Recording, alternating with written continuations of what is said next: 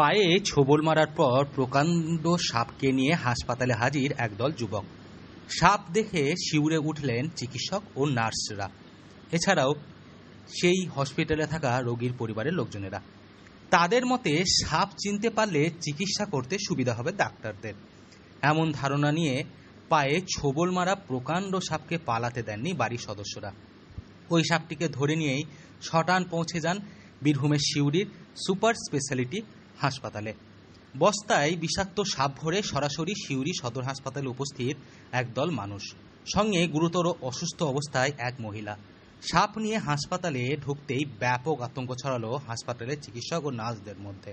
তবে সাপের কামড়ে অসুস্থ মহিলাকে হাসপাতালে আনার কিছুক্ষণের মধ্যেই তার মৃত্যু হয়।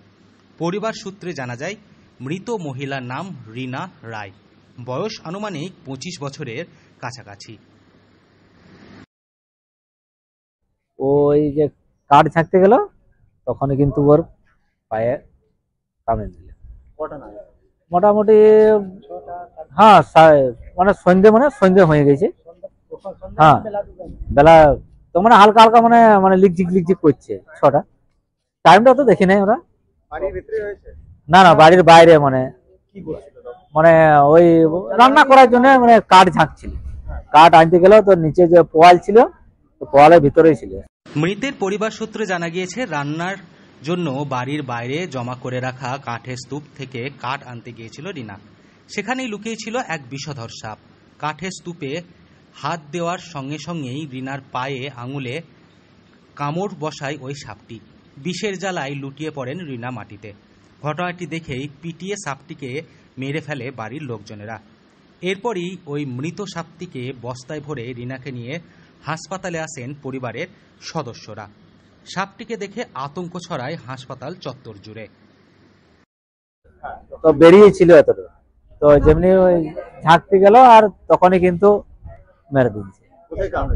এই পায়ে পায়ে ওই একেবারে আমরা বলি তেঁতুলে খরিস বেটা, তেঁতুলে খরিস।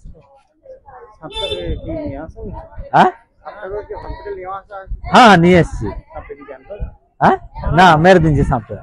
আমরা যখনই কামড়েছিল তখন সাপটা কিন্তু বেরিয়েছিল ফেনা তুলে, তখন আমরা কিন্তু মেরে দিয়েছি। সিউড়ি সদর হাসপাতালে সাপটিকে দেখে আতঙ্ক ঘটনা চোখে আসতেই দ্রুত সেটিকে এমার্জেন্সি থেকে বের করে নিয়ে যেতে বলা হয়। এরপরই চিকিৎসা শুরু হয় রীনার।